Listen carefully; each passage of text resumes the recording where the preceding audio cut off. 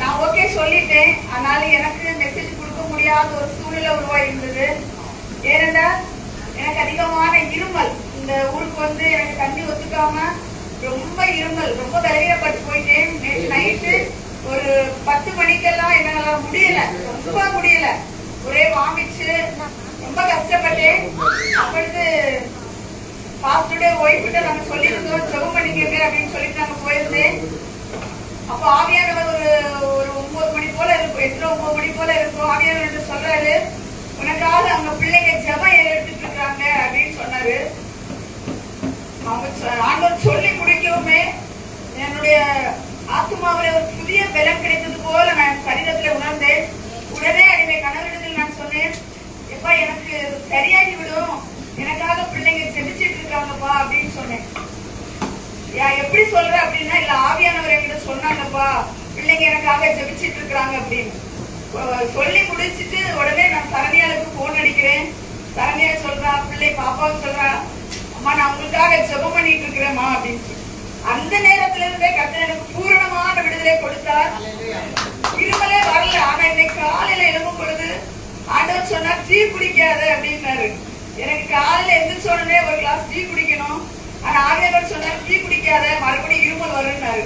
நான் ஆவியானவருடைய வார்த்தையை கீழ்படியாம அந்த டீ எடுத்து குடிச்சேன். குடிச்ச நேரத்துல மறுபடியும் இருமல் ஸ்டார்ட் ஆயிடுச்சு. அதனால கர்த்தர் இந்த வார்த்தையை கொடுக்க அடிமை பலப்படுத்துவார் என்று நான் விசுவாசிக்கிறேன். பலப்படுத்துவார். இருமல் வராதபடி கர்த்தர் பாதுகாப்பாராக. கர்த்தருக்கு ஸ்தோத்திரம். கர்த்தர் பாஸ்டர் சொன்ன உடனே எனக்கு ஆண்டவர் வார்த்தையை கொடுத்துட்டார். நான் ஜெபத்திலே இருக்கல, ஒண்ணுல இருக்கல. ஆண்டவரே, இந்த மக்களுக்கு நான் என்ன வார்த்தையை கொடுக்கணும் ஏசப்பா, எனக்கு வார்த்தையே இல்லையே ஏசப்பா அப்படின்னு சொல்லி ஏங்கினப்போ வார்த்தையை உடனே அந்த நிமிஷமே படுத்து கிடந்தேன். பலவீனமா தான் இருந்துச்சு. கர்த்தர் நீ நாளைக்கு வார்த்தையை கொடுப்பேன்னு சொல்லிட்டாரு. ஆனா நான் கணவன்கிட்ட சொன்னேன், என்னால வார்த்தை கொடுக்க முடியாதுப்பா, தொண்டை சரியில்லை, இருமலா இருக்கு, கொடுக்க முடியாதுப்பான்னு. உடனே பாஸ்டர் போன் பண்ணி சொல்லிட்டாங்க, பாஸ்டர் அவளுக்கு முடியல, பாஸ்டர் எப்படி கொடுப்பான்னு தெரியல, ஆயத்தம் பண்ணிக்க பாஸ்டர் சொல்லிட்டாங்க. சரண்யா சிஸ்டரும் பிள்ளை சேர்ந்து ஜெபம் பண்ணி கொஞ்ச நேரத்துல ஆவியானவர் சொன்னாரு, நீதான் அந்த சர்ச்சில் நாளைக்கு மெசேஜ் கொடுப்ப அப்படின்னாரு. உடனே கணவன்கிட்ட சொன்னேன், பாஸ்டர் போன் பண்ணி சொல்லிருங்கப்பா, நான் தான் மெசேஜ் கொடுப்பேன் அப்படின்னு சொல்லி பாஸ்டர் சொல்லிருக்கப்பான்னு சொல்லிட்டார். கர்த்தரை பலப்படுத்தினார். ஹல்லேலூயா. இந்த நாட்கள்ல கர்த்தர் உங்களுக்கு கொடுக்கக்கூடிய வார்த்தை என்ன வார்த்தை அப்படின்னா, அப்போஸ்தலர் எடுத்தவங்க வாசிங்க. அப்போஸ்தலர் 8ஆம் அதிகாரம் 14 இருந்து 17வது வசனம் வரைக்கும். அப்போஸ்தலர் 8:14 இருந்து 17ஆம் அதிகாரம் 17ஆம் வசனம். தேவவசனத்தை ஏற்றுக்கொண்டதை எருசலேமில் உள்ள அப்போஸ்தலர்கள் கேள்விப்பட்டு பேதுருவையும் யோவானையும் அவனிடத்துக்கு அனுப்பினார்கள்.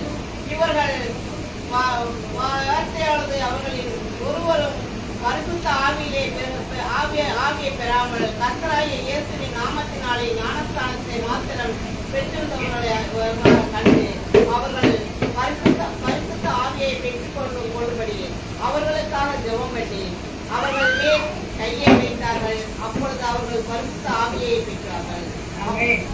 இந்த வசனத்துல என்ன போட்டிருக்கு அப்படின்னா, எல்லாருமே இந்த அதிகாரத்துல நீங்க வாசிச்சு பாத்தீங்கன்னா எல்லாருமே என்ன செஞ்சிருந்தாங்கன்னா பரிசுத்த ஆவியின் அபிஷேகத்தை பெறாம இருந்தாங்க. ஆனா ஞானஸ்தானம் எல்லாருமே என்ன செஞ்சிருந்தாங்க, பெற்றிருந்தாங்க. பரிசுத்த ஆவியின் அபிஷேகம் அவங்களுக்கு என்னன்னே தெரியாம இருந்துச்சு அப்படின்னு சொல்லி வேதவசனம் சொல்லுகிறது. அப்பொழுது அந்த இடத்துல கர்த்தருடைய சீடர்கள் வரும் பொழுது அவர்கள் கேட்கிறாங்க, நீங்க ஞானஸ்தானம் பெற்றீங்க, பரிசுத்த ஆவியின் அபிஷேகத்தை பெற்றீங்களான்னு கேட்கும் பொழுது அவங்க சொல்றாங்க, நாங்க பரிசுத்த ஆவியின் அபிஷேகத்துல பெற்றுக் கொள்ளவில்லை அப்படின்னு சொல்லும் போது அவர்கள் என்ன செய்யறாங்கன்னா அவர்கள் மேலே கைகளை வைக்கும் பொழுது எல்லாருமே பரிசுத்த ஆவியின் அபிஷேகத்தை பெற்றுக் கொண்டாங்க அப்படின்னு சொல்லி வேதவசனம் சொல்லுகிறது. இன்னைக்கு அநேக இடங்களிலே ஞானஸ்தானம் பிதா குமாரன் பரிசுத்த ஆவியின் நாமத்தினாலே ஞானஸ்தானம் பெற்றுக் கொள்கிறாங்க. ஆனா பரிசுத்த ஆவினா என்னன்னே தெரியாம அநேக ஜனங்கள் இருக்கிறார்கள். ஆனால் பரிசுத்த ஆவியின் அபிஷேகம் கண்டிப்பாக நாம் பெற்றுக்கொள்ள வேண்டும் என்று ஆவியானவர் நாளிலே சொல்கிறார். அந்த பரிசுத்த ஆவியானவரை நாம் பெற்றுக்கொள்ளும் பொழுது நம்ம இடத்தில் என்ன நடக்கும் அப்படின்னு சொல்லி ஆவியானவர் சொல்றார். நியாயாதிபதிகள் 14ஆம் அதிகாரம் 6வது வசனம். நியாயாதிபதிகள் 14ஆம் அதிகாரம் 6வது வசனம். கர்த்தருடைய ஆவி அவன் மேல் பலமாய் இறங்கினான்.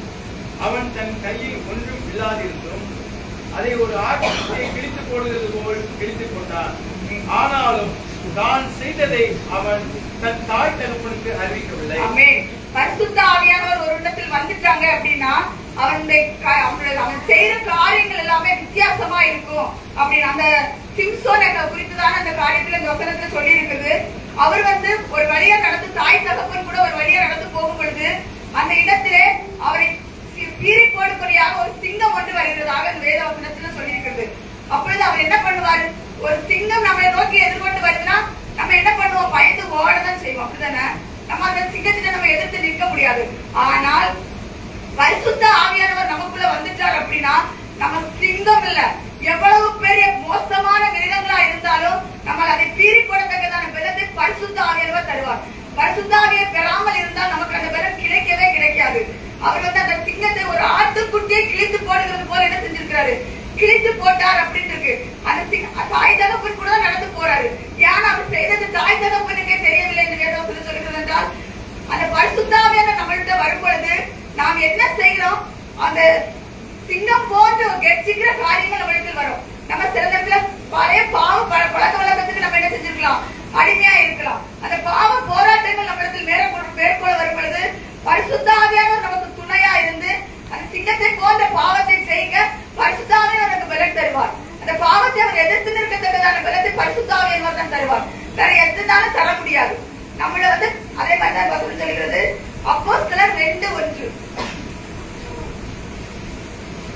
அப்போஸ்தலர் 2ஆம் அதிகாரம் 1ஆம் வசனத்துல பெந்தேகோஸ்தே என்னும் நாள் வந்தபோது அவர்கள் எல்லாரும் ஒருமனப்பட்டு ஓரிடத்தில் வந்திருந்தார்கள்.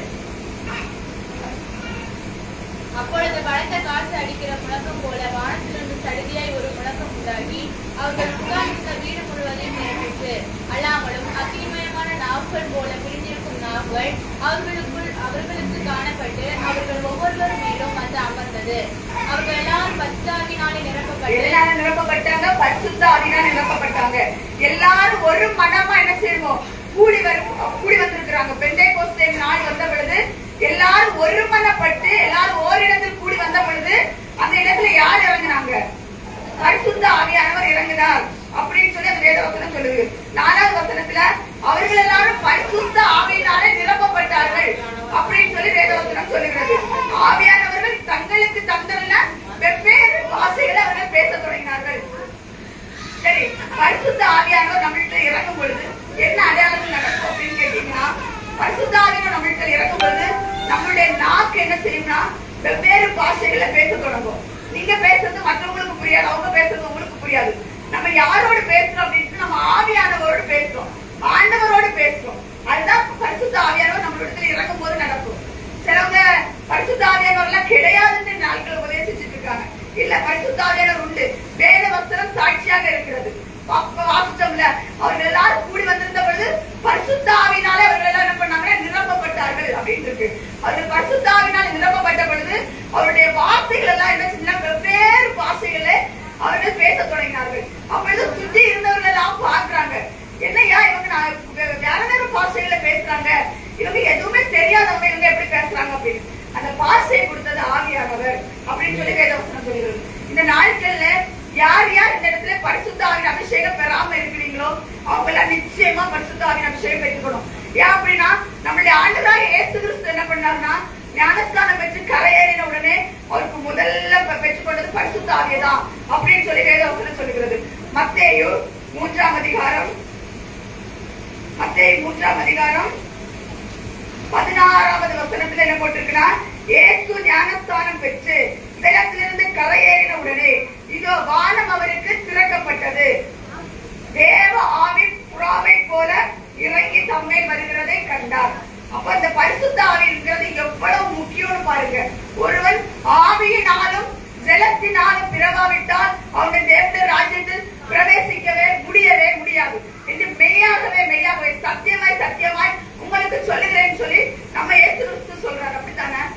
யோவான் ஸ்நானகன் ஞானஸ்தானம் கொடுக்கும் பொழுதும் விரியன் பாம்பு குட்டிகளே மன திரும்புதலுக்கு ஏற்ற கனிகளை கொடுங்கன்னு சொன்னாரு.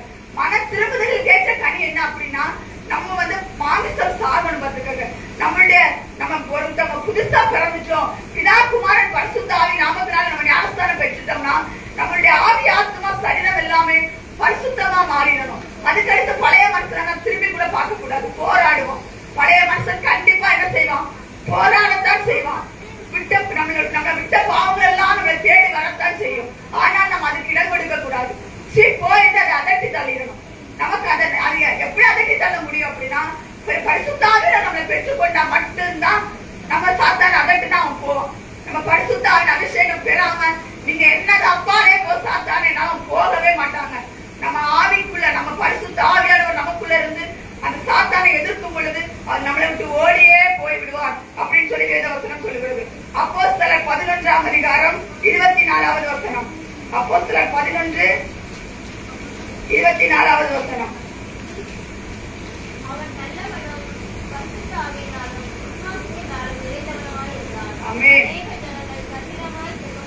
ஆமென்.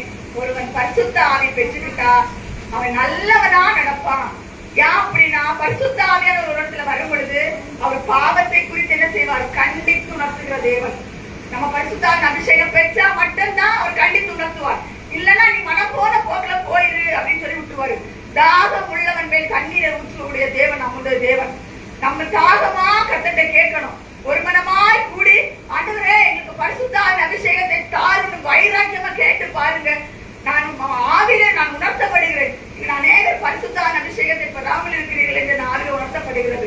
தயவு செஞ்சு சொல்லுகிறேன், கர்த்தருடைய பிள்ளைகளே, பரிசுத்த ஆவியின் அபிஷேகத்தை நீங்க நிச்சயமாய் பெற்றுக் கொள்ள வேண்டும். பரிசுத்த ஆவியின் அபிஷேகம் பெறலன்னா பரலோகத்திலே ராஜ்யத்தில் இடம் கிடையவே கிடையாது. பரிசுத்த ஆவியின் அபிஷேகத்தை பெற்றுக் கொள்ளுங்க. அந்த பரிசுத்த ஆவியின் அபிஷேகம் பெற்றுக் கொண்டவன் அந்த சொல்ற பாருங்க, அவன் நல்லவனும் பரிசுத்த ஆவியினாலும் விசுவாசத்தினாலும் நிறைந்தவனுமாய் இருந்தான். ஆமென். அவன் பரிசுத்த ஆவியின் அபிஷேகம் பெற்றதுக்கு பிறகு என்னாச்சு? அநேகர் சேர்க்கப்பட்டார்கள் இருக்கு. இங்க இருக்கிற எல்லாரும் ஒவ்வொருவரும் பரிசுத்த ஆவியின் அபிஷேகம் பெற்றீங்க. இந்த பெரியார் நகரை இங்க அழைத்துள்ளதா இருக்கும். எல்லாம் இந்த பெரியார் நகரத்துல என்ன அக்கிரமங்கள், என்னென்ன கொடூரங்கள் நடந்து கொண்டிருக்கு எல்லாமே நம்ம பாக்குறோம். கர்த்தர் நம்மள்ட்ட கேட்பாரா? கண்டிப்பா கேட்பார். என்ன கேட்பார்? எல்லாம் இங்க வந்து இருக்கிற எல்லாத்தையுமே கேட்பார். ஒன்னு நான் ரசித்தனே, எத்தனை ஆத்துமாக்கு சுவிசேஷம் சொன்னேன். இந்த பெரியார் நகர்ல எத்தனை ஆத்துமாக்கள் பாவத்துக்குள்ள இருக்கிறாங்களே, எத்தனை பேருக்கு சொல்லி எத்தனை பேருக்கு ஆலயத்துக்குள்ள கொண்டு வந்த இருக்கிற ஒவ்வொருவரும் ஒவ்வொரு ஆத்துமாக்களை கொண்டு வாங்க. வருஷத்துக்கு ஒரு 2 ஆத்துமாக்களுக்கு கொண்டு வந்தாலே நீங்க போதும், ஆத்துமாக்கள் வந்துருவாங்க. நீங்க பரிசுத்த ஆவிக்குள்ள நிரம்பி இருந்து ஒவ்வொரு ஆத்துமாக்கும் சுவிசேஷம் சொல்லி பாருங்களேன். ஆத்துமாக்கள் கேட்பாங்க. நீங்க ஆவியானவரை பெறாம நீங்க கர்த்தரை நேசிக்கிறாங்க போயான்னு போயிருவாங்க. நம்ம ஆவியானவர் நமக்குள்ள இருக்கும் பொழுது நீங்க பேச மாட்டீங்க, ஆவியானவர் நமக்குள்ள இருந்து பேசுறத வசனம் சொல்லுது. பேசுகிறவர்கள் நீங்கள் அல்ல, பிதாவின் ஆவியானவரை உங்களுக்கு இருந்து பேசுகிறாருன்னு சொல்லி வேதவசனம் சொல்லுகிறது. ஆவியானவர் நமக்குள்ள வாக்கு கிடக்கா பெருமூச்சுகளோட வேண்டுதல் செய்கிற ஆவியானவர். நிச்சயமா இருக்கிற எல்லாருமே ஆவியானவரை நீங்க பெற்றுக்கொள்ளணும். பாஞ்சியோட கேளுங்க, தாகமா கேளுங்க. ஆண்டவரே எனக்கு பரிசுத்த ஆவியை தாருமப்பா, பரிசுத்த ஆவியை தரலன்னா நான் பரலோகம் வர முடியாதுன்னு வேதவசனம் சொல்லுகிறது. பரிசுத்த ஆவியை தாரும் தாரும் சொல்லி ஒவ்வொரு நாளும் வாஞ்சியோட கேளுங்க. அவர் வந்துட்டீங்கன்னா வந்துட்டா நம்ம வாழ்க்கையே மாறி போயிருங்க. அதான் சொல்லுது வேதவசனம். அப்போஸ்தலர் 15ஆம் அதிகாரம் 8வது வசனம். 15:8.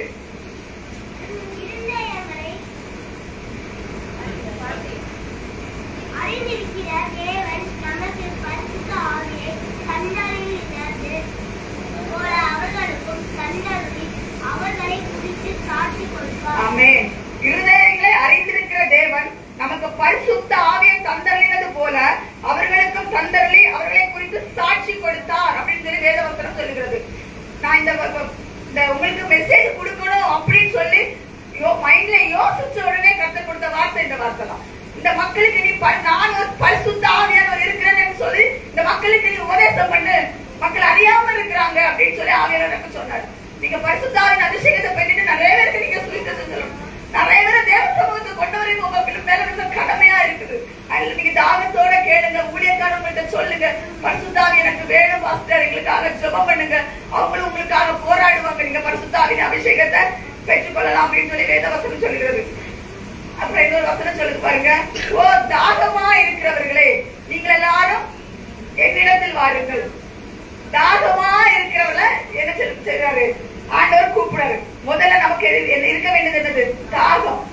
நமக்கு தண்ணி தாகம் அடிச்சு அவ எப்படி குடிக்கிறோம், மடக்கு மடக்கு மடக்கு மடக்கு தண்ணி குடிக்கிறோம்ல, அதே மாதிரிதான் பரிசுத்த ஆவி வேணும்னா அந்த தாகம் இருக்கணும்.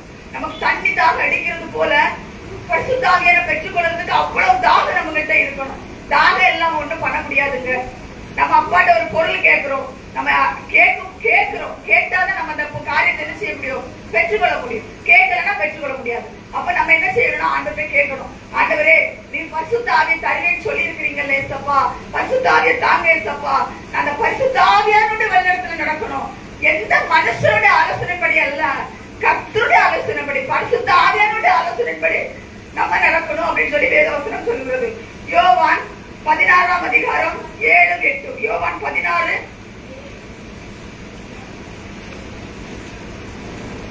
நான் உங்களுக்கு உண்மையை சொல்லுகிறேன், நான் போகிறது உங்களுக்கு பிரயோஜனமாயிருக்கும். நான் போகாதிருந்தால் தேர்தலவாளன் உங்களிடத்தில் வரார். நான் போவேனே ஆகில் அவரை உங்களிடத்திற்கு அனுப்புவேன்.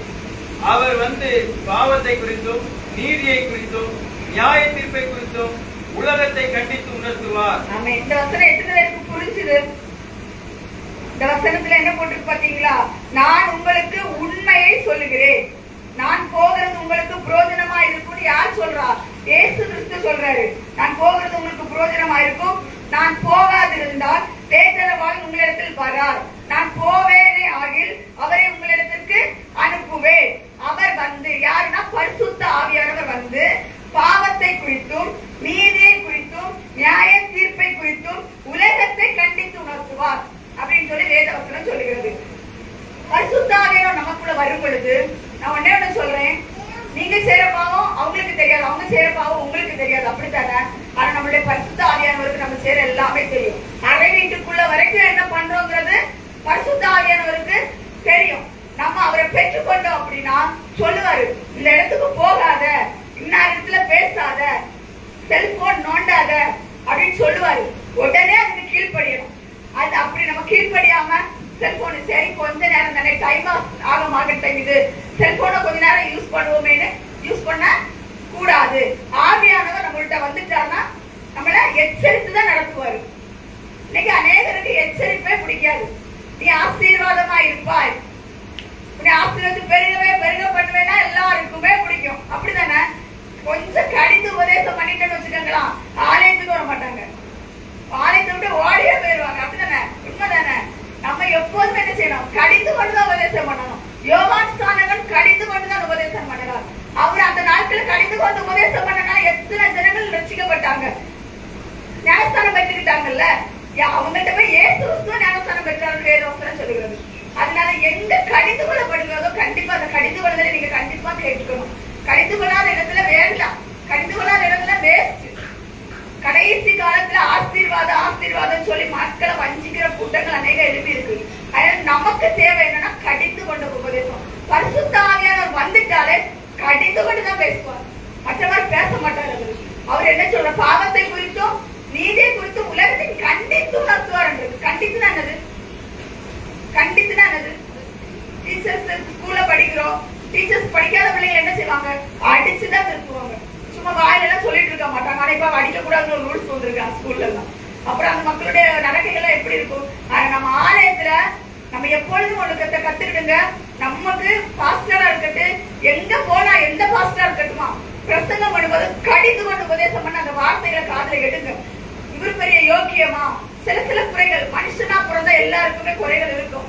அந்த குறைகளை எடுத்துக்கிட்டு ஆமா இவரு பெரிய இவரா, இவர் சொல்ற இவரெல்லாம் எல்லாத்துலயும் கரெக்டா இருக்கிறாரா, இவர் சொல்றத நம்ம கேட்கறதுக்கு அப்படி இருக்காதீங்க. கடிந்து கொண்டு அந்த உபதேசத்தை கேளுங்க. பேசுகிறவர்கள் அவர்கள் அல்ல, பிதாவின் ஆவியானவர் உங்களுக்கு பேசுகிறார். அந்த வார்த்தையை நீங்க உட்கொள்ளுங்க, நல்ல வார்த்தைகளை எடுத்துக்கங்க. நல்ல வார்த்தைகளை எடுத்து அதன்படி நடக்கிறதுக்குரிய வழியை பாருங்க. அப்பதான் நம்ம பரலோக ராஜ்யத்துக்கு அலவாசிகளாய் மாற முடியும். நான் பேசுறது புரியுதா? நான் 4 பாட்டு பேசிக்கிட்டே இருக்கிறேன், புரியுது? நம்ம எப்ப தாகமா இருக்கும் பொழுது பரிசுத்த ஆவியானவர் நம்ம கிட்ட வருவார். நான் ஒரு சின்ன சாட்சி மட்டும் சொல்லிக்கிறேன். நான் ரட்சிக்கப்பட்டு ஒரு 8-9 வருஷம் இருக்குன்னு வச்சுக்கோங்களா. அந்த 9 வருஷத்துல நான் ரட்சிக்கப்படறதுக்கு முன்னாடி பயங்கரமா கெட்ட வார்த்தை பேசுவேன். வாயில வரதெல்லாம இங்கிலீஷ் வார்த்தை வரும். என் கணவருக்கு பிள்ளைகளுக்கு எல்லாம் தெரியும். நல்ல கெட்ட வார்த்தை பேசுவேன். அக்கம் பக்கத்துல இருக்கிற எல்லாரையும் சண்டை கிழப்பேன். பயங்கரமா இருக்கும். பக்கத்துல காம்பவுண்ட்ல இருக்கிற சாக்கடை பிரச்சனை, அது நிறைய பிரச்சனைகள் வரும். ஒரு சகோதரி மூலமா ஆண்டவர் என்ன சபைக்கு கூட்டிட்டு போனாரு. ரட்சிக்கப்படுகிறவர்களை கர்த்தர் அனுதினமும் சபையிலே கூட்டி சேர்த்தார். பாவியா இருந்த எங்களை, விக்கிரகத்துக்கு அடிமையா இருந்த என்ன கர்த்தர் என்ன முதல்ல என்ன சொல்லுகிறாரு, ஆலயத்துக்கு கூட்டிட்டு போறாரு. கூட்டிட்டு போய் ஆலயத்துல இருக்கும் பொழுது ஆவியானவர் எனக்கு அந்த பாவ உணவை முதலாவது கட்டளையிட்டார். பரிசுத்த ஆவியின் அபிஷேகம் நான் பெறல. போய் இருக்கும் பொழுதே ஆவியானவர் சொல்ற இந்த இருதயத்துக்குள்ள சொல்றப்ப ஆவியானவர் கிடையாது எனக்குள்ள. அப்ப என் மனசுக்குள்ள நான் நிறைய பாவம் செய்திருக்கிறேனே, எப்படி ஆண்டவர் என்னை ஏத்துக்குவாரு அப்படின்னு சொல்லி நான் மனசுல நினைச்சிட்டு இருக்கும்போது ஒரு சகோதரி சொல்றாங்க, உங்க பாவத்தை எல்லாம் அறிக்கையிடு, உன் பாவத்தை எல்லாம் அறிக்கையிடு, பரிசுத்த ஆவியானவர் உனக்குள்ள வருவாரு, அதுக்கப்புறம் உங்க லைஃப் மாறும். ரொம்ப தாகங்க எனக்கு. வீட்டுக்கு வந்தேன், முழங்கால நின்னேன், ஆண்டவரே நான் என்னென்ன பாவம் செய்திருக்கிறேன் எனக்கு உணர்த்தி குடிக்கப்பான்னு சொன்னேன். ஆண்டவரை கேட்கவும், நான் முழங்கால நின்று கேட்கவும் எனக்கு முன்னாடி ஒரு ஸ்கிரீன் போல தெரியுதுங்க, ஒரு டிவி மாதிரி தெரியுது. இந்த டிவில நான் செய்த விவரம் தெரியாத செய்த பாவம் கூட அந்த ஸ்கிரீன்ல வருது. உண்மைங்க, இது சத்தியம், நான் இது உண்மை சொல்றேன். இந்த விவரம் தெரியாம செய்த பாவங்கள் வரைக்கும், ஒரு நாய்க்குட்டியை கொன்னேன், அந்த பாவம் வரைக்கும் வந்துருச்சு. ரொம்ப பயமாயிருச்சு. அவ்வளவு ஒரு பேப்பர்ல கடகடகடன்னு எழுதி தேவ சமூகத்துல அறிக்கை பண்ணேன். மன கசந்து ஏங்கி எழுதி வார்த்தையே வரல. நான் இவ்வளவு கொடூரமா இருந்திருக்கிறேன் சப்பா, இவ்வளவு பாவியா இருந்திருக்கிறேன் சப்பான்னு சொல்லி ரொம்ப வேதனையோடு தேவ சமூகத்துல போயிருந்த அழுது, ஆலயத்துல போயிருந்த அழுது பாவறிக்கை பண்ண பரிசுத்த ஆவியானவர் இறங்கிட்டாரு. அழகா இருந்துச்சு அந்த அனுபவம். என்னால கண்ட்ரோல் பண்ணவே முடியல. என்னுடைய வாயெல்லாம் குளருது, வார்த்தைகள் பிசகுது. ஆண்டவரே என்ன கெட்ட வார்த்தை வந்த போல இருக்கு. ஆண்டவரே இல்ல, பரிசுத்த ஆவியானவர் இறங்குறாரு, இடங்கொடு அப்படின்னு. ஆவியானவர் இறங்கவுமே எனக்கு வார்த்தைகள்லாம் மாறிட்டுங்க. என்னுடைய பாவம் எல்லாம் மன்னிக்கப்பட்டு விட்டது. தேவன் எனக்குள்ள எனக்கு பரிசுத்த ஆவியானவர் இறங்கிருச்சா. நான் அங்க இருந்து எனக்கு ஒரு 2 கிலோமீட்டர் இருக்கும் ஆசாரி பள்ளம்ங்கிற இடத்துல இருந்து.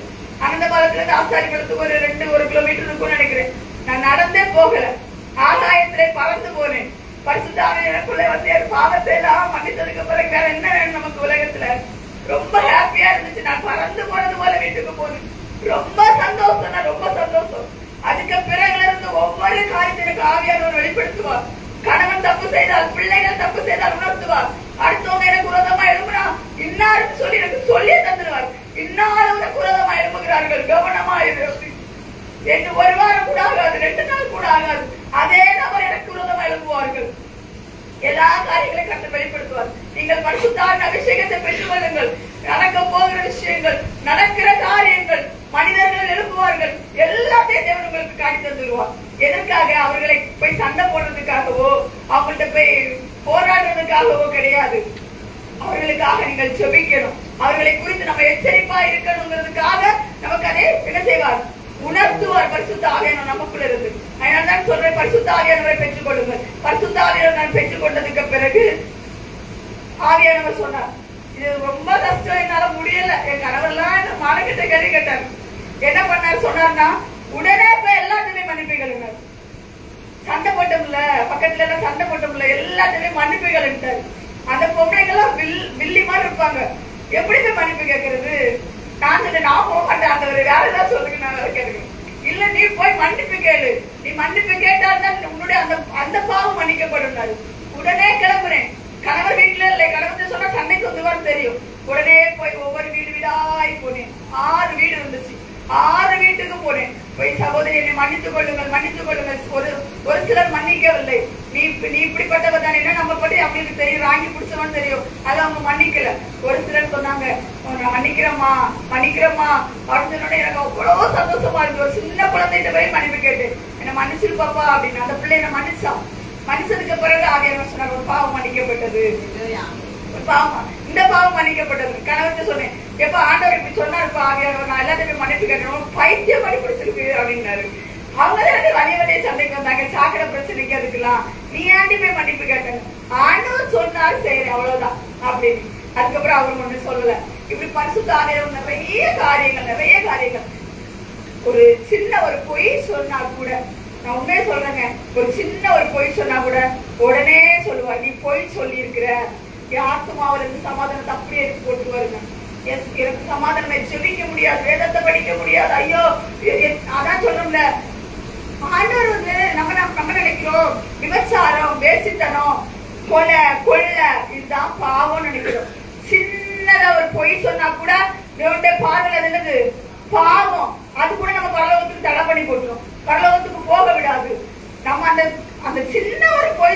சொன்னா எனக்கு அன்னைக்கு ஃபுல்லா ஐயோ நான் ஏதோ பாவம் பண்ணிட்டேன் அன்னைக்கு ஃபுல்லா டிப்ரெஷன் ஆயிடுவேன். முடியாது என்னால, ஐயோ நான் பாவம் பண்ணிட்டேன். அந்த பாவத்தை நான் எப்ப அறிக்கையிடுறனோ உணர்ந்து தந்துருவார். நீ போய் சொன்னல மன்னிப்பு கேளு, அந்த பாவத்தை அறிக்கை பண்ண உடனே என்ன செஞ்சிடும், பழைய மாதிரி ஜெபஜீவத்துக்குள்ள அவன் கொண்டு போயிடுவாங்க. நிறைய காரியங்கள் ஹஸ்பண்ட் குடிச்சிட்டு இருந்தாங்க. ஒரு டைம்ல குடிச்சிட்டு இருக்கும்போது ஊர்ல போய் குடிச்சிட்டு வர்றாரு. அவர் ரட்சிக்கப்படாத டைம், நான் ரட்சிக்கப்பட்டேன். அப்ப அவர் என்ன பண்றாரு அப்படின்னா குடிச்சிட்டு வர்றாரு. வரும்போது ஆவியானவர் என்கிட்ட பேசுறாரு. அவன் வர்றா, ஒரு வார்த்தை கூட நீ அவன்கிட்ட பேசக்கூடாதுன்னாரு. நான் என்ன பண்ணேன், சரிங்க ஆண்டவரே சொல்லிட்டு நான் வீட்டுல இருந்துச்சு. அந்த மனுஷன் அந்த வரத்தை பார்த்து எனக்கு முப்புடி ஆகிட்டு போகும். வந்தவனே கேட்டேன், எங்க போயிட்டு வந்தீங்க, ஏன் இப்படி குடிச்சிட்டு வந்தீங்க கேட்டு சண்டை போட ஆரம்பிச்சிட்டேன். சண்டை ஆவியானவர் சொல்லும் போதே நான் அமைதியில எடுத்துருக்கணும். அப்படித்தானே ஆவியானவர் சொல்றாரு, அவன் மட்டும் வரல, அவன் கூட இன்னொரு ஆள் வந்துட்டு இருக்குது. நீ அவன்கிட்ட ஏதாவது பேசுறீனா வீட்டுல பிரச்சனை ஆயிடும், நீ அமைதலா இருக்கு. நான் கேட்கல, நான் அடங்கப்படாத மாதிரி அவர்கிட்ட வந்தத சண்டை போட ஆரம்பிச்சேன். சண்டை போட ஆரம்பிச்சு அன்னைக்கு நான் ஆவியானவர் சொல்றத ஒரு நிமிஷம் நான் கேட்டுருந்தேன்னா அன்னைக்கு அந்த வீட்டுல ஒரு டிவி தப்பிச்சு. நான் ஆவியானவர் சொல்றதை கேட்காம இருந்து என்ன பண்ணாருன்னா என் ஹஸ்பண்ட் அடிக்கவே மாட்டாரு. அன்னைக்கு நான் தூக்கி போட்டு அடிச்சு டிவி எல்லாம் அடிச்சு உடச்சு அப்படி வீட்டுல வந்தா பிள்ளை, வெளில போனா ரவுடி, இப்படிதான் வாழ்ந்துட்டு இருந்தாரு. ஆனா அன்னைக்கு வீட்டுல ரவுடி சில காட்ட ஆரம்பிச்சுட்டாரு. நானும் பிள்ளைல பயந்து வெளில போய் எங்கெல்லாம் ஓடி போய் ஒளிஞ்சு எல்லாமே நடந்துச்சு. ஆனா நான் அந்த நேரத்துல ஆவியானவர் அவர் சொன்னாரு, நீ அமைதலா இரு, அவன் ஒருத்தனா வரல, கூட இன்னொரு ஆள் வருதுன்னா பிசாசு, அதைத்தான் சொன்னாரு. நான் கீழ்படியாம என்ன செஞ்சேன், வந்தோடனே மல்லுக்கு நின்று நானும் வாங்கிக்கிட்டேன். வீட்டுல இந்த பொருள் உடச்சு எல்லாம் முடிஞ்சு போச்சு. அதுக்கு பிறகு பாத்துட்டீங்கன்னா ஒரு நாள் சபையில போயிருந்து ரொம்ப ஏங்கி அழுறேன். என்ன ரசிச்சிட்டீங்க ஆண்டவரே, என் கணவனை நீங்க ரசிக்கலையப்பா அப்படி ஏங்கி அழும் பொழுது ஆவியானவர் சொல்றாரு, நீ வீட்டுக்கு போ, இன்னைக்கு உன் கணவனை நான் தொடுவேன். உண்மையான சிஸ்டர், உண்மையா பிரதர், இது உண்மையிலே நடந்தது. ஆண்டவர் என்கிட்ட பேசினாரு, நீ போ, இன்னைக்கு உன் கணவனை நான் தொடுவேன்னாரு. ஆலயத்துல நான் போனா சும்மா எல்லாம் முழங்கால ஜெபிக்க மாட்டாங்க. போனா நெட்டுக்க படுத்துருவேன், பணிபிடத்தை நோக்கி நெட்டுக்க படுத்துருவேன். படுத்துட்டு கடைசியா நான் கேட்ட கேள்வி ஆண்டவர், என் கணவனை நீங்க இன்னைக்கு ரசிக்கணும், இல்லைன்னா இந்த இடத்துல நான் இன்னைக்கு போக மாட்டேன்.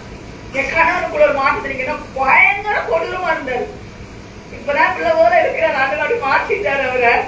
அப்படி இருப்பாரு. அப்ப பலிபீடத்துக்கு முன்னாடி போய் படுத்து கிடக்குன்னு சொன்னேன், என் கணவனை இன்னைக்கு நீங்க ரசிக்கணும் சப்பா, அந்த ஆத்மா இன்னைக்கு மனுஷன் நரகத்துக்கு தானப்பா போகும்.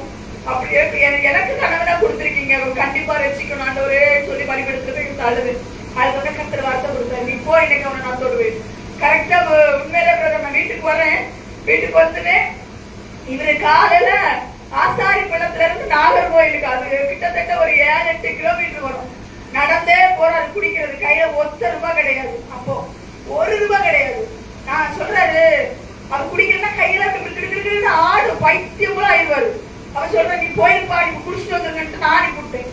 கரெக்டா போறாரு. ஒரு இடத்துல பார்த்தா ₹500 ₹1000 நோட்டு செல்லாத டைம். அந்த டைம் சரியான மழை. இவரு நடந்து போறாரு. போற வழியில என்ன கிடைக்குதுன்னா, இந்த ₹500 1000 நோட்டு செல்லாத யாரோ இந்த காசு அவ்வளவுதான் தூக்கி போட்டு போயிட்டாங்க. இந்த காசு அவர் கையில கிடைச்சிட்டு அவர் தூக்கி வண்டிக்குள்ள போட்டு பைசா எடுத்துட்டு பஸ் ஸ்டாண்ட் வீட்டுக்கு வந்துட்டாரு. வீட்டுல நாகர்கோயிலுக்கு போறாரு. போனா ₹500 1000 நோட்டு செல்லாது தானே, இவர் எங்க மட்டும் போய் செலவழிப்பாரு. இந்த இந்து கோயில் தான் எனக்கு, அந்த தெய்வம் தான் இந்த காசு எனக்கு கொடுத்துச்சுன்னு சொல்லி இந்து கோயில கொண்டு ஒரு ₹100 காணிக்கை கொடுத்துட்டு ₹100 நல்லா டீ வடை எல்லாம் சாப்பிட்டு சிகரெட் எல்லாம் அப்படி அடிப்பாரு. வீட்டுக்கு சாப்பாடு இருக்கோ இல்லையோ, சிகரெட் எல்லாம் தண்ணி மாதிரி அடிப்பாரு. தண்ணிக்கு மேல அடிப்பாரு, சிகரெட் தண்ணி மாதிரி அடிப்பாரு. அப்போ ஒரு நாள் இந்த பைசா கிடைச்சிட்டு வரும்பொழுது அந்த ரூபாய் அப்படியே கொண்டு என் கையில கொடுக்குறாரு. இந்த காசு எனக்கு இந்த தெய்வம் தந்துச்சு சொல்லி இதுக்கு வேற சொல்லி என் கையில கொண்டு காசு கொடுக்குறாரு. அப்ப நான் சொல்றேன், எப்பா ₹500 1000 நோட்டு செல்லாது, இது எங்கப்பா கொண்டு மாத்துறேன், அது பேங்க்ல கொடுத்தா மாத்திரலான்னு சொன்னாங்க. அப்ப நான் கொண்டு பேங்க்ல கொண்டு மாத்திடுறேன் அப்படின்னு சொல்லி காசை வாங்கவும், இல்ல நான் ஒயிட் ஷாப்ல கொண்டு மாத்திட்டு வரேன். ஆண்டவர் சொல்லிட்டு இருக்கிறாரு சிஸ்டர் என்கிட்ட, ஆண்டவர் நான் தொட போறேன்னு சொல்லிட்டாரு. அவர் தொடரக்குள்ள இந்த காரியங்கள்லாம் நடந்துட்டு இருக்கு. அப்ப அவரு சரி நான் ஒயிட் ஷாப்ல கொண்டு மாத்திட்டு வரேன்னு சொன்னா ஆவியானவர் சொல்லிட்டாரு, காசை கையில கொடுத்துருட்டாரு. கொடுத்துட்டேன் கையில காசை. போயிட்டாரு. போயிட்டு ஒரு நாள் ஆச்சு, ஆள் வீட்டுக்கு வரல. போன் அடியோ அடிக்கிறேன், போன் எடுக்க கிடையாது, போன் சுவிட்ச் ஆஃப். ரொம்ப பயம் உண்டாயிட்டு, என்னாண்டவரே செய்ய போறீங்க, ஆளை காணலையே, நான் ரொம்ப ஏக்கத்துல இருக்கும் பொழுது வராரு சிஸ்டர். நான் ஒரு சாயங்காலம் ஒரு 6 மணிக்கு போல வராரு. சாக்கடைக்குள்ள குளிச்சுட்டு வர்றாரு. எல்லாம் ரத்த காயம். ரொம்ப பயந்துச்சு. ஆனா அவர் வரும்போது என் ஆண்டவர் பேசிட்டாரு, நான் அவனை தொட்டுட்டேன், நீங்க வந்த கலங்காத, நான் அவனை தொட்டுட்டே பயப்படாதன்னாரு. வந்த உடனே என்ன பண்ணிட்டாருன்னா அந்த சாக்கடையோட வந்து பாய போட்டு படுத்துட்டாரு. ஆவியானவர் சொன்னாரு, அவனை குளிச்சுட்டு வந்து படுக்க சொல்லு அப்படின்னு. குளிச்சுட்டு வந்து படுங்கப்பானா ஒரு வார்த்தை மாறி பேசல. போனாரு, குளிச்சாரு, வந்து சொன்னாரு, வீட்டுல வசனம் போடுறத கடந்தா தூக்கி வெளில போட்டுவாரு, காலங்கள்ல வசனம் இருந்தா தூக்கி வெளில போட்டுவாரு. நீ போறிய அதோட நிப்பாட்டிக்கோ, என்னெல்லாம் இதுல கூப்பிட கூடாது. வீட்டுல பாத்தீங்கன்னா ஒரு பெரிய பூஜாரம், டெய்லி அந்த பூஜை காட்டி சாமி கும்பிட்டு போனாதான் அவர் போவார் வெளியில. அப்படிப்பட்ட ஒரு தீவிரத்தில் நானும் அப்படித்தான் இருந்த ஆண்டவர்கள் தொட்டு தூக்கிட்டாரு. அவர் அதுக்குள்ள இருக்கிறாரு. வந்து சொல்றாரு, அன்னைக்கு குளிச்சுட்டு வந்து சொல்றாரு, பைபிளே வெறுத்த மனுஷன் பைபிள் எடு, பரிசுத்த வேதாகத்தை எடுக்க சொல்றாரு. பைபிள் எடுத்து கையில கொடுத்து சொல்றாரு, சைனி ஒரு வசனத்தை எனக்கு வாசி அப்படின்னு. அது நீங்களே வாசிங்க. இல்ல நீ வாசிங்க. அப்போ எத்தனாவது வசனம்? நீதிமொழிகள்ல ஐயோ யாருக்கு வேதனை, யாருக்கு துக்கம், யாருக்கு வேதனை, அந்த வசனம் நீதிமொழிகள்ல இருக்கு. நீதிமொழிகள் 20. அந்த வசனத்தை கொண்டு ஆண்டவர் அவர்கிட்ட பேச சொல்றாரு.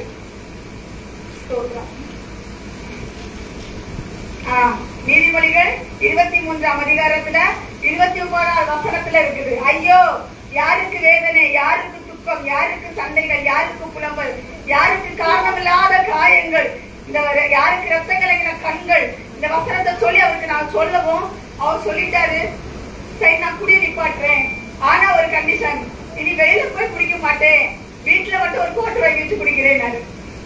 நான் ஒத்துக்கிட்டேன். ஏன் அப்படின்னா வெளில குடிக்க மாட்டேன்னு சொல்லிட்டாருல அப்படின்னு ஒத்துக்கிட்டேன். அதுக்கப்புறம் நான் நம்பிக்கையோட அவர் சொன்னார், என்னோட செல்போன் பணம் எல்லாத்தையுமே யாரும் எடுத்துட்டாங்க. சைனி இந்த காயம் எப்படி பட்டுச்சுன்னு கேட்டேன். அவருக்கு வேலை கொடுக்கிற அதே ஓனர் வீட்டுல போய் அவர்கிட்ட போய் அடிக்க போயிருக்கிறாரு. அந்த ஆள் என்ன பண்ணிட்டாரு, அவர் பாவம் சகாயம் இல்ல, நம்ம வீட்டுக்கு வண்டி ஓட்ட வரக்கூடியவர்தான்னு சாப்பாடுல தட்டுல சாப்பாடுலாம் போட்டு சாப்பிட கொடுத்துருக்கிறாரு. சாப்பாடு தட்டெல்லாம் தூக்கி வீசி அந்த ஆளே அடிக்க போயிட்டாரு. அந்த ஆளு என்ன பண்ணிட்டாரு, அடிச்சு சாக்கடையில தூக்கி கொண்டு போயிட்டான். முந்தின நாள் நைட்டு மறுநாள் ஃபுல்லா சாக்கடைக்குள்ளே கிடந்து ஓடி வந்தாரு. திரும்பி வரைக்கும் கையில காசு கிடையாது, 1 ரூபா கிடையாது. பிச்சை எடுத்துட்டு வந்தேன்னு சொன்னாரு. 1 ரூபா பிச்சை எடுத்துட்டு வந்தேன்னு சொன்னாரு. அப்போ நம்ம இதெல்லாம் நடக்குது. இதெல்லாம் நடந்து கர்த்தர் அவனுடைய பிள்ளைய மாற்றம் செய்தாரு.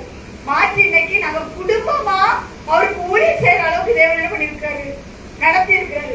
நான் ஒவ்வொரு இந்த பரிசுத்தாவின் அபிஷேகத்தை நான் பெறாம அவருக்கு நான் உபதேசம் பண்ணி அவர் கேட்டிருப்பாரா?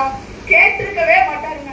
நான் அந்த நாட்கள் எனக்கு பரிசுத்தாவின் அபிஷேகம் பெற்று கர்த்தர் தந்ததுக்கு பிறகு ஒவ்வொரு வார்த்தையும் அவருக்கு சொல்ல சொல்ல கேட்டுருவாரு.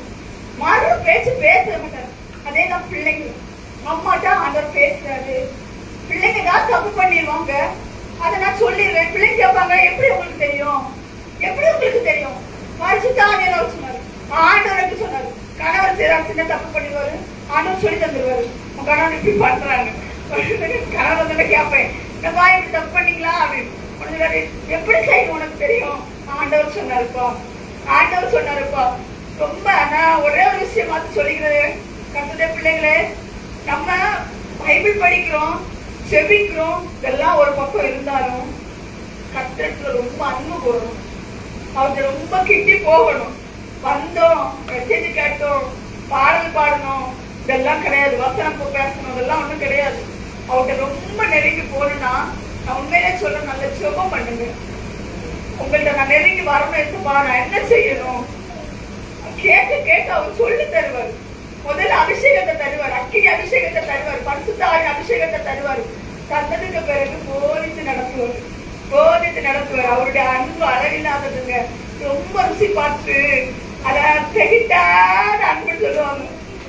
அந்த அன்பை நான் பெற்றுக்கிட்டேன், உண்மையிலே அந்த அன்பை நான் பெற்றுக்கிட்டேன். கணவனுக்கு தெரியும், நான் பெருமைக்காகவோ எதுக்காக சொல்லல. நானும் ஆவியானவர் பிரிச்சிருந்த நாளே கிடையாது. நாங்க 2 பேரும் எப்பவுமே ஒன்னா இருப்போம். எல்லா காரியத்தையும் சொல்லி தருவாரு. எனக்கு சின்ன குழந்தை மாதிரி சொல்லி தருவாரு. இப்ப நீங்க சந்தோஷத்துக்கு சொல்லி கொடுக்கறது போல எனக்கு எல்லாத்தையும் சொல்லி தருவாரு. மணிபாஸ்டர் பிரசங்கத்துக்கு கூப்பிடுவாருன்னு எனக்கு தெரியாது. அவங்க ஒரு பாஸ்டர் இங்க ஊழியம் பண்றவரு. ஆனா எனக்கு தெரியாது இங்க மெசேஜ் கூப்பிடுவாருன்னு. 2 நாளைக்கு மேல என் கணவன் நான் சொல்லிட்டேன், என்ன பாஸ்டர் மெசேஜ் கூப்பிடுவாருப்பா, என்ன ஆண்டவர் பேசிட்டாருப்பா அப்படின்னு. அதே போல மணிபாஸ்டர் கூப்பிட்டாங்க, மெசேஜ் கொடுக்க வாங்க. ஒவ்வொரு காரியமும் நான் அன்னைக்கு சொல்றேன், தடிக்கு விட போற நேரத்துல கூட நான் கண்ணு கிடக்க பார்த்து போவேன். தடிக்கு நான் நடந்து போவேன், எடுத்தாப்புல ஒரு நாய் கிடந்தா கூட நாய் கிடக்கு பார்த்துப்போம். சில நேரத்துல நம்ம டென்ஷன்ல நம்ம என்ன பண்றோம் நமக்கே தெரியாம இருக்கிற சூழ்நிலையில அழகா ஓதிட்டு நடத்துவாரு. நீங்க அந்த ஆவியானவரை பெற்று கொள்ளுங்களாம். அதுக்கப்புறம் உங்கள்கிட்ட இருக்கிற அனுபவங்களே வேற மாதிரி இருக்கும். நம்ம கிட்ட பேசுறவங்க இன்னும் பேசுங்க, நான் உங்களுக்கு கேட்கணும், நீங்க பேசுங்க, நான் உங்களுக்கு கேட்கணுங்கிற ஆர்வத்துக்குள்ள அவங்க வந்துருவாங்க. அதனால கர்த்தருடைய பிள்ளைகளை கண்டிப்பா பரிசுத்தாவின் அபிஷேகத்துக்கு பரிசுத்தாவின் அபிஷேகத்தை கண்டிப்பா பெற்றுக்கொள்ளலாம். அவர் வந்துட்டாருனால நமக்கு பாவத்துல இருந்து விடுதலை கிடைச்சிடும். நம்ம பரிசுத்தா நிச்சயமா நம்ம பரிசுத்தமா வாழலாம். அதுக்கு நான் கேரண்டியா இருக்கிறேன். பரிசுத்தமா அந்த பூமியில வாழ முடியுமா சிஸ்டர்? வாழ முடியும். பாவம் இல்லாத வாழ்க்கை வாழ முடியும். நான் இருக்கிறேன் சாட்சியா. பாவம் வருங்க, பரிசுத்தாவின் அபிஷேகம் பெற்றாலும் பாவம் தேடி வரும். விலகி ஓடணும். மாமிசம் போராடும். நம்ம மாமிசத்துல இந்த பூமியில இருக்கிறதுனால மாமிசம் போராடும். ஆனால் நம்ம அதை ஜெயிக்கணும்னா நமக்கு யார் வேணும்? பரிசுத்த ஆவியானவர் வேணும். தாகம் உள்ளவன் தான் தேடுறாரு. தாகம் இல்லாம சும்மா ஆலயத்துல வந்து இருந்துட்டு வார்த்தையை கேட்டுட்டு இஷ்டத்துக்கு போறவன் அவர் தேடவே மாட்டாரு. அவருக்கு தேடுறது யாருன்னா பரிசுத்த ஆவியானவர். ஆண்டவர் தேடுறது யாருன்னா தாகமா இருக்கிறவன். தாகமா இருக்கிறவனால தண்ணி ஊத்துவாரு, இல்லன்னா ஊத்தவே மாட்டாரு.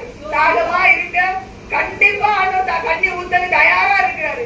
இந்த நாட்கள்ல யார் யார் அபிஷேகம் பெறணும் அப்படின்னு சொல்லி வாஞ்சியா இருக்கிறீங்களோ அவங்களுக்கு ஆவியானவர் பரிசுத்த ஆவியானவர் தர போறாரு.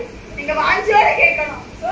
அதே மாதிரி பிரசங்க நடக்கும் பொழுது முழங்கால் நிக்கிற நேரத்துல முழங்கால் நிற்கணும். முழங்கால் நிக்கிற நேரத்துல உட்கார்ந்து இருக்க கூடாது. கை தட்டுற நேரத்துல கம்பீர சத்தமா கையை தட்டணும், ஓகே தட்டணும். பாடல் சத்தம். இந்த பெரியார் நகரை அசைய வேண்டாமா? பெரியார் நகரை அசையணும். அதுக்கு நம்ம என்ன செய்யணும்? சும்மா முழங்கால் நிக்காம உட்கார்ந்துட்டும் கால்கள் இருக்கத்தான் செய்யும். ஆண்டவர் பகல் முழுவதும் ஊழியம் பண்ணிக்கிட்டு ராத்திரி பேர் முழங்கால் ஜோம் பண்ணார் வேதம் சொல்லுது இல்ல. பலவீனங்கள் சரிதான், நம்ம பூமியில இருக்கிற பலவீன பாண்டங்கள் தான் நம்ம. ஆனாலும் நம்ம முழங்கால் நிக்கணும். ஆராதனைக்கு ஒரு ஒழுங்குல பாஸ்டர் முழங்கால் நிக்கிறாரா, முழங்கால் இல்லுங்க. கை தட்டுறாரா, கை தட்டி ஆட்பறீங்க. இந்த பெரியார் நகரை அசையத்தக்கதான ஒரு எழுப்புதல் வரணும். சபை மூலமா தான் வரும். உலக பிரகாரமான மக்கள் மூலமா எழுப்புதல் வராது. நம்ம மூலமா தான் எழுப்புதல் வரணும். அதனால கை தட்டுற நேரத்துல கை தட்டி தேவனை ஆர்ப்பரிக்கணும். முழங்கால் நின்று ஜெபிக்கிற நேரத்துல முழங்கால் நிக்கணும். எல்லாம் ஆவியானவர் பார்த்துட்டே இருப்பார். யார் யார் என்ன மணிபாஸ்டருக்கு தெரியாது. நீங்க எப்படி இருக்கிறீங்கன்னு மணிபாஸ்டருக்கு தெரியாது. ஆவியானவருக்கு தெரியும். இங்க அசைவாடுகிற ஆவியானவர் எல்லாத்தையும் பார்த்துட்டே இருக்காரு. அதனால ரொம்ப கவனமா இருக்கணும். ஏனோ தானோ வந்தோ போனோன்னு ஆராதனையில இருக்க கூடாது. மணி முத்துக்களா இருக்கணும். ஒவ்வொரு முத்து மணிகளா இருக்கணும். பரலோக ராஜ்யத்துக்கு பரலோக ராஜ்யம் எதற்கு ஒப்பா இருக்கிறது? முத்துக்களை தேடுகிறதுக்கு ஒப்பா இருக்கிறது. முத்துக்களை தேடதான் தேவன் வந்திருக்காரு. முத்துக்களை சேர்க்கதான் வந்திருக்காரு. சும்மா அந்த பாசியில கொடுப்பாங்க தெரியுமா முத்து, அதான் இல்ல. முத்துனா அப்படி இருக்கணும். அந்த முத்தை தேடிதான் தேவன் வர்றாரு. அதனால ரொம்ப கவனமா இருக்கணும். நான் நல்ல ஆவியில உணர்ந்தேன். இந்த ஆசை பரிசுத்த ஆவியோட அசைவாடு அப்படி இருக்கிறது. நம்ம இடம் கொடுக்கல, மனிதர்கள் இடம் கொடுக்கல. ஆனா ஆவியானவர் அசைவாடிட்டு தான் இருக்கிறாரு. நீங்களாம் ஆவியானவருக்கு இடம் கொடுத்தீங்கன்னு வச்சுக்கோங்களேன், இப்படி இருக்க முடியாது. அவ்வளவு வல்லமையான ஆவியானவர். வல்லமையான ஆவியானவர் நமக்குள்ள வந்துட்டா தேசங்களை அசைக்கலாம்.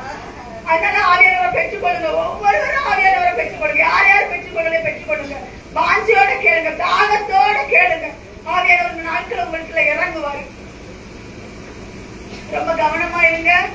நாட்கள் அந்த வார்த்தையை உங்களுக்கு கொடுக்க சொன்னாரு.